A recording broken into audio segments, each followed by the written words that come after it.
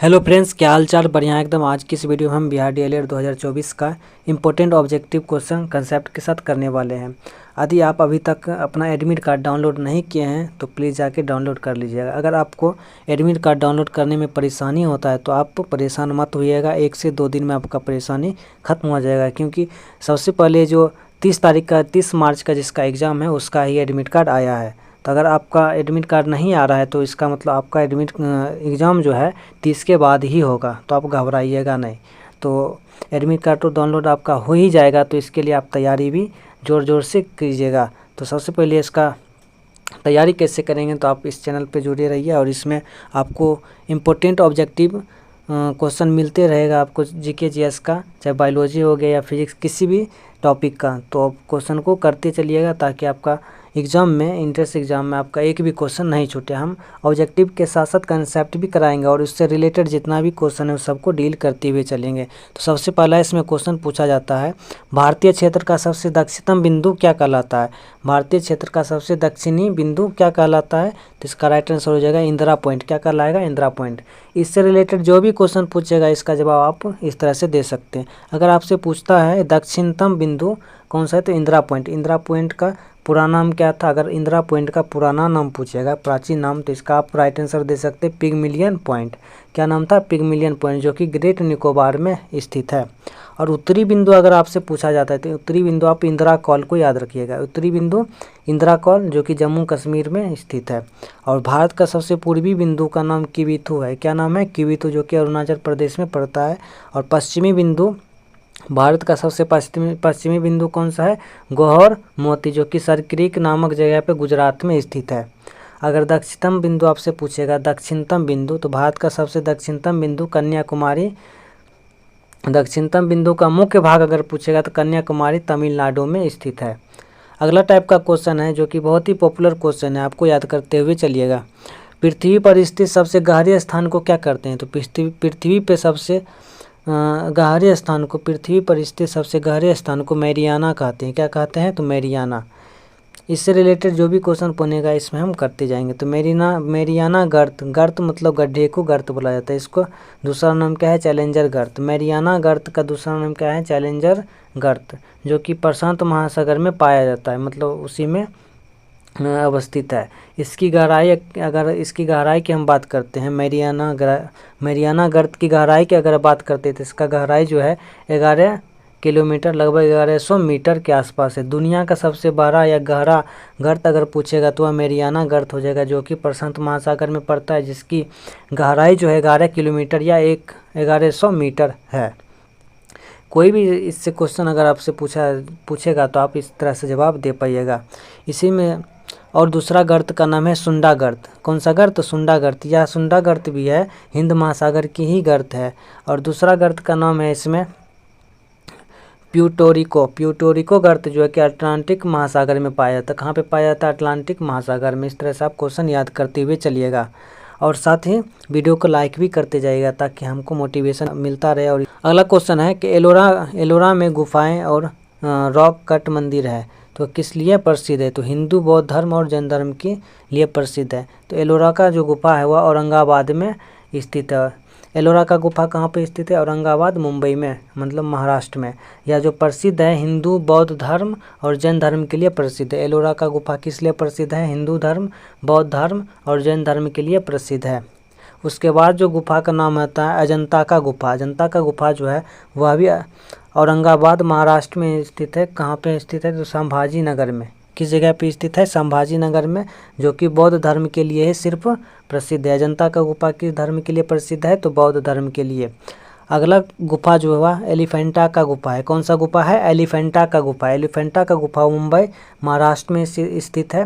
यह जो प्रसिद्ध है ब्रह्मा, विष्णु और महेश के लिए प्रसिद्ध है। अगर पूछेगा आपसे क्वेश्चन की ब्रह्मा, विष्णु, महेश के लिए कौन सा गुफा है, तो एलिफेंटा का गुफा राइट आंसर हो जाएगा। अगला टाइप का क्वेश्चन है, दांत के सबसे कठोर भाग को क्या कहते हैं? दंत वल्क कहा जाता है। क्या कहा जाता है? दंत वल्क। इससे रिलेटेड पॉइंट भी देख लेते हैं ताकि जिस टाइप का क्वेश्चन पूछेगा उस टाइप का आप जवाब दे पाइएगा। तो सबसे पहला इसमें पॉइंट है कि दांत का अध्ययन जो क्या कहलाता है? दांत का अध्ययन ओडोरियोलॉजी। इस टाइप से आप याद रख सकते हैं। इसका जो बाहरी भाग होता है, दांत का जो बाहरी भाग होता है, सबसे बाहरी भाग का नाम है की परत, और इसका आंतरिक भाग क्या कहलाता है, पल्प कहलाता है।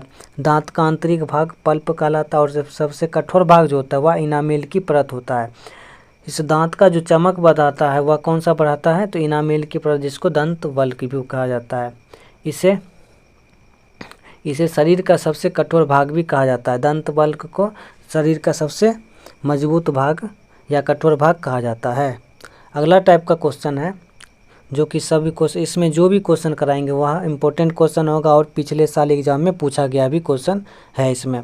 थॉमस एडिसन ने किसका आविष्कार किया था, थॉमस एडिसन ने किसका आविष्कार किया था, तो विद्युत बल्ब, मतलब इलेक्ट्रिक बल्ब का अगर आविष्कार पूछेगा तो इलेक्ट्रिक बल्ब का आविष्कार थॉमस एडिसन ने किया था। इससे रिलेटेड पॉइंट हम देख लेते हैं। तो विद्युत बल्ब का खोज किसने किया था, तो एडिसन ने। तो विद्युत बल्ब पहले जो होता था उस विद्युत बल्ब में कौन सा गैस भरा जाता था, तो अक्रिय गैस आर्गन भरा जाता है, इसका संकेत होता है एआर। लेकिन वर्तमान में जो विद्युत बल्ब है उसमें नाइट्रोजन गैस भरा जाता है। नाइट्रोजन गैस अक्रिय गैस नहीं है, लेकिन अक्रिय गैस के ही जैसा व्यवहार करता है, तो इसमें अक्रिय वर्तमान में नाइट्रोजन गैस भरा जाता है। विद्युत का जो बल्ब होता है उसमें जो कांच लगा होता है वह किसका बना होता है, तो वह फ्लिंट का बना होता है। इसमें जो फिलामेंट लगा होता है वह टंगस्टन का बना होता है। फिलामेंट किसका बना होता है, टंगस्टन का। आप इस तरह से याद करते हुए चलिएगा। अगला टाइप का क्वेश्चन है, कौन सी प्रक्रिया पौधों को ठंडा रखती है, तो कौन सी प्रक्रिया पौधों को ठंडा रखती है। जिस तरह से मनुष्य में पसीना निकलता है उसी तरह से पौधों में भी पसीना निकलता है, तो उस पसीना को निकलने को वाष्पोत्सर्जन कहा जाता है। क्या कहा जाता है, वाष्पोत्सर्जन। तो वाष्पोत्सर्जन या स्टोमाटा, मतलब वाष्पोत्सर्जन किसके द्वारा होता है, तो स्टोमाटा या रंध्र या छिद्र के द्वारा होता है। या किस में पाया जाता है, रंध्र या स्टोमाटा या छिद्र किस में पाया जाता है, तो पत्तियों में पाया जाता है। किस में पाया जाता है, पत्तियों में।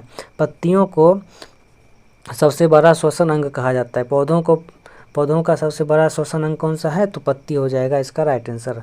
अगला टाइप का क्वेश्चन है कि वाहन द्वारा चली गई दूरी या गति, वाहन द्वारा चलाई गई गति को मापने के लिए मापने वाला उपकरण को क्या कहते हैं, तो गति मापने वाला अगर उपकरण आपसे पूछेगा तो उसका राइट आंसर हो जाएगा स्पीडोमीटर। वाहन का गति किससे मापा जाता है, स्पीडोमीटर से। जबकि क्रोनोमीटर से जहाज पर समय का निर्धारण किया जाता है। क्रोनोमीटर से जहाज पर समय का निर्धारण किया जाता है, जबकि ओडोमीटर से दूरी मापा जाता है। स्पीडोमीटर से स्पीड मापा जाता है, ओडोमीटर से दूरी मापा जाता है किसका, तो वाहन का। और बैरोमीटर से वायुमंडलीय दाब मापा जाता है। बैरोमीटर से क्या मापा जाता है, वायुमंडलीय दाब। अगला टाइप का क्वेश्चन है, गोल्डन बॉल अवार्ड किस खेल में दिया जाता है, गोल्डन बॉल अवार्ड किस खेल में दिया जाता है, तो इसका राइट आंसर हो जाएगा फुटबॉल में दिया जाता है। इससे रिलेटेड पॉइंट हम कर लेते हैं। फुटबॉल में दिया जाने वाला सबसे बड़ा अवार्ड क्या है, तो गोल्डन अवार्ड है, गोल्डन ग्लोव्स है, गोल्डन बूट। जो भी गोल्डन नाम से कुछ आएगा अगर अवार्ड तो वह फुटबॉल में दिया जाता है। सबसे